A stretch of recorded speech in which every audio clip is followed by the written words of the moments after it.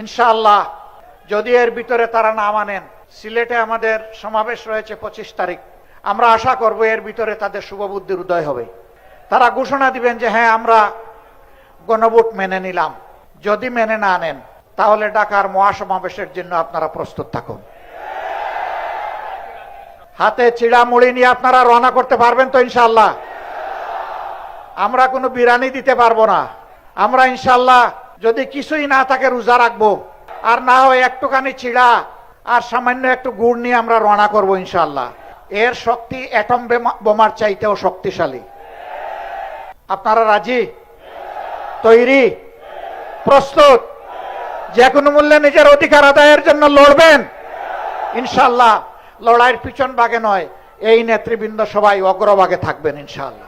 আসসালামু আলাইকুম রহমতুল্লাহ। সুপ্রিয় দর্শক, আপনারা আমিরে জামাতের মুখে শুনলেন গতকাল বরিশালে যে 11 দলীয় ঐক্যজোটের সমাবেশটা হয়েছে, সেখানে প্রধান অতিথির বক্তব্যে আমিরে জামাত বক্তব্যের শেষের অংশে এই কথাগুলো বলেছে যে 25 তারিখে আমাদের সিলেটে আর একটা সমাবেশ আছে, এর মধ্যে যদি তারা গণভোটের রায় মেনে না নেয় তাহলে আপনারা প্রস্তুত থাকুন ঢাকাতে মহাসমাবেশে। এটার জন্য ঢাকাতে মহাসমাবেশ করবে। এরপরও যদি বিএনপি গণভোটের রায় মেনে না নেয় তাহলে কঠোর আন্দোলনের দিকে জামাতে ইসলামী যাবে। এবং জামাতে ইসলামের আন্দোলন সহ্য করার মতো শক্তি প্রশাসন বা বিএনপির আছে কিনা সেটা আপনারা অতীতে দেখলে বুঝতে পারবেন। এর আগে বেগম খালেদা জিয়াও একদলীয় সরকার করতে চেয়েছিল, তখন কিন্তু আওয়ামী লীগকে সাথে নিয়ে জামাতে ইসলামী আন্দোলন করে তত্ত্বাবধায়ক সরকার কিন্তু ফিরে এনেছিল এই বিএনপির বিরুদ্ধে আন্দোলন করেই।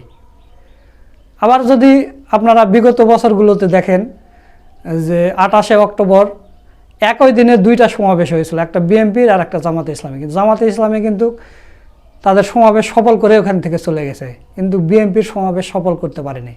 সেখানে হামলা মামলা অনেক কিছু হয়েছে, সেটা আপনারা জানেন। তো এটা তো ন্যায্য চাওয়া নাকি নাকি এটা কি অবৈধভাবে জামাতে ইসলামী চাচ্ছে? একই দিনে 2টা ভোট হলো, এক ভোট নিয়ে আপনারা ক্ষমতায় গেলেন, আর একটা ভোট ফেলে দিচ্ছেন কেন?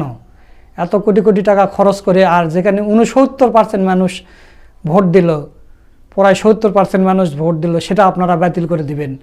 মানে এক সালাউদ্দিন আছে পণ্ডিত, কি বলবো, সে হচ্ছে সংবিধান বিশেষজ্ঞ, সবাইকে সংবিধানের শোনাতে চাবে। মানে যে কোনো জায়গায় যাবেন সে তার সংবিধানের সবক দেয়। ওর চাইতে কম শিক্ষিত মানুষ আছে ওই সংসদে, তারা বোঝে না, সংবিধান বোঝে না, সে সংবিধানের ধারা শুনায় ওই জামাতের আমিরকে। তো বিএনপি যদি কোনো ভোট না মানে সেটা বিএনপিরই ক্ষতি, এটা বিএনপি বুঝতে পারতেছে না। কিন্তু বিএনপির ভিতর যারা বিএনপিকে ভালোবাসে, বিএনপিকে ধারণ করে, বিএনপির ভালো চায়, তারা কিন্তু বলতেছে যে আপনারা কোনো ভোট মেনে নেন, তাহলে আপনাদের জন্য ভালো আছে। তো এই বিষয় নিয়ে কিছু কথা বলেছেন, গণভোট বা এই জুলাই নিয়ে অসাধারণ কিছু কথা বলেছেন বিএনপি নেত্রী মুন্নী চৌধুরী মেধা। তো সেই ভিডিওটা এখন আপনাদের দেখাবো, আপনাদের প্রতি অনুরোধ রইল আপনারা পুরো ভিডিওটা দেখে যাবেন। তো চলুন আমরা মুন্নী চৌধুরী মেধা আপার ভিডিওটা দেখে আসি। আসসালামু আলাইকুম, আশা করি আপনারা ভালো আছেন। আজকে জুলাইয়ের 18 তারিখ। জুলাইয়ের এই সময়টাতে 2024 সালে আমরা যারা প্রবাসীরা ছিলাম তারা অনেক উদ্বিগ্ন উৎকণ্ঠার মধ্যে ছিলাম, এবং ওই সময়ের যে মেন্টাল হেলথ ইস্যু আমার তৈরি হয়, প্যানিক অ্যাটাক সহ বিভিন্ন সমস্যাটা থেকে আমি এখনও উঠতে পারি নাই।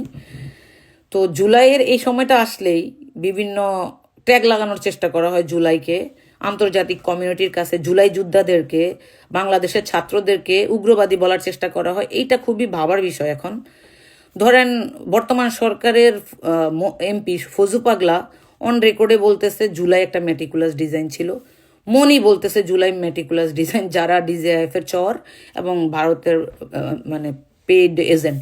তো এই লোকগুলা যখন এই কথাগুলা বলে, সরকারিভাবে বা সাংগঠনিকভাবে এদের বিরুদ্ধে কোনো ব্যবস্থা নেওয়া হয় না। আরেকটা জিনিস হচ্ছে, গত 4-5 দিন আগে শিক্ষামন্ত্রীর পদত্যাগ চেয়ে ছাত্ররা রাস্তায় নামে, পোলাপাইন ঘুমুতের পানিতে নাইমা সাঁতরায়া পরীক্ষা দিবে, আপনার চোখে দেখেন না, আপনারা বিন্দাস করে বেড়াইতেছেন মন্ত্রী হইয়া। মন্ত্রী শেষ পর্যন্ত তার ভুল স্বীকার করে, সরি বলে।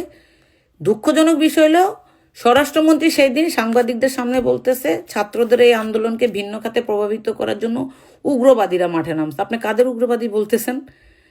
ছাত্রদেরকে অন রেকর্ডে দেশের হোম মিনিস্টার উগ্রবাদী বলতেছে, আন্তর্জাতিক কমিউনিটি সেই মেসেজটা পাচ্ছে। আপনি ওয়ান কাইন্ড অফ কি বলে এটাকে, উপপ্রধানমন্ত্রী, আপনার মুখ দিয়ে এই কথা আমাদের শুনতে হচ্ছে।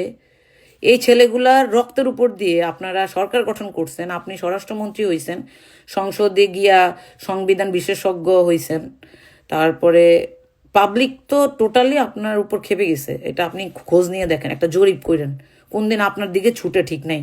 শিক্ষামন্ত্রীর যেমন পদত্যাগ চায়, রাস্তায় মানুষ নামছে, ছেলেপেলেরা নামছে, এরকম আপনার বিরুদ্ধেও হইতে পারে। আপনি যতই ভারত বিরোধী বক্তৃতা দেন, যতই আওয়ামী লীগ বিরোধী বক্তৃতা দেন, আপনি কিন্তু শিলং থেকে আইসা ইসলামের গাড়িতে চড়ছেন, এটা কিন্তু অন রেকর্ডে ভিডিও আছে, ভুলা যায় না এগুলো আপনারা। এরপরে আমাদের সরকার প্রধান বলছে মন্ত্রী পরিষদ গঠন করার পর মন্ত্রীরা দায়িত্ব পালনে ব্যর্থ হইলে তাদের মন্ত্রিত্ব কেড়ে নেওয়া হবে। দিস ইজ ফ্যাক্ট, অন রেকর্ডে ওনার এই ভিডিও আছে, আমরা জানি। ওমা, ওনার এক প্রতিমন্ত্রী ওনার এলাকার বগুড়া শাহে আলম, হায় রে বাবারে, পোলা মাইয়া 14 গোষ্ঠী পুরা দেশের মন্ত্রণালয় সব চৈসা বেড়াইতেছে, ধান্দা ফিকির করতেছে। এবং গতকালকে চ্যানেল 1 একটা রিপোর্ট করলো তার বিরুদ্ধে আপনি কি ব্যবস্থা নিয়েছেন? বরঞ্চ তাকে নিয়ে বিভিন্ন সবার আগে বাংলাদেশ দর্শন প্রচারের জন্য প্রোগ্রাম করে বেড়াইতেছেন আপনারা। শিক্ষামন্ত্রী যেদিন ছাত্ররা আন্দোলন করতেছে, আপনার মন্ত্রী ভুল করছে, আপনি সেই মন্ত্রীকে নিয়ে গাছ লাগাইতেছেন। তো আপনারা ট্রোল করতেছেন, ছাত্রদেরকে থোয়াই কেয়ার করতেছেন না, যারা আপনাদেরকে দেশে সরকার গঠনের ব্যবস্থা করে দিছে এবং তাদেরকে উগ্রবাদী বলতেছে আপনার হোম মিনিস্টার, আপনার সংসদের এমপিরা, আপনার মন্ত্রীরা। দেশে নাকি মৌলবাদের উত্থান হয়েছে, আপনার তথ্যমন্ত্রী বলতেছে, আপনার আরও মন্ত্রীরা বলতেছে। পশ্চিমা প্রেসক্রাইবড জিনিসপত্র আমাদেরকে খাওয়াইতেছেন।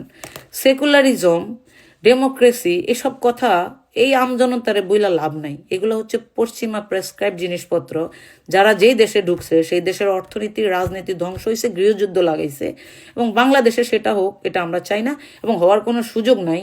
কারণ এদেশের মানুষ হচ্ছে ধর্ম পাগল। এদেশের মানুষ তাদের সংস্কৃতিকে বিশ্বাস করে, স্বাধীনতাকে বিশ্বাস করে, স্বাধীনতার চেতনা ব্যবসা করে না। কিন্তু আমাদের আমজনতা, এদেশের রিক্সাওয়ালা ক্ষুধার্ত থাকলেও দেশের প্রয়োজনে রাস্তায় যুদ্ধ করতে আসে। তো এই জিনিসগুলো আপনাদের আসলে মাথায় রাখা উচিত। সবশেষে একটা কথা বলবো, জুলাইকে আমরা ধারণ করি এবং হাদির হত্যার বিচার 18 বার পিছানো হয়েছে, কোনো কিছু করতেছে না। এটার সাথে কারা জড়িত ছিল, তারা যদি সরকারের সাথে সম্পৃক্ত থাকে, তারা সরকারে বেশি দিন থাকতে পারবে না। আর যারা আইন শৃঙ্খলা বাহিনী বা ডিপি স্টেটের সাথে সম্পৃক্ত, হাদি হত্যার সাথে জড়িত ছিল, তারাও প্রকৃতির বিচার হবে ইনশাল্লাহ, আমরা সেটা বিশ্বাস করি। তবে জুলাই একটা জিনিস তৈরি করছে, এদেশে কোনো চোর মন্ত্রী বেশি দিন চেয়ারে থাকতে পারবে না, জনগণ লাইথায় নামাবে। কোনো কারাপ্টেড মন্ত্রী সংসদে থাকতে পারবে না, চেয়ারে থাকতে পারবে না। এটা শিক্ষামন্ত্রীর ছোট্ট একটা ইস্যুতে আপনারা দেখছেন। অতএব বি কেয়ারফুল এভরিবডি। আমরা তারেক রহমানকে শেখ হাসিনার মতো দেখতে চাই না। শেখ হাসিনার সব লেসপেন্সার বাংলাদেশে আছে, আমলাতন্ত্রের মধ্যে আছে, সেনাবাহিনীতে আছে, পুলিশ প্রশাসনে আছে। শেখ হাসিনা কিন্তু চলে গেছে। She take all the responsibility. সুপ্রিয় দর্শক, আপনারা মুন্নি চৌধুরী মেধা আবার ভিডিওটা দেখলেন।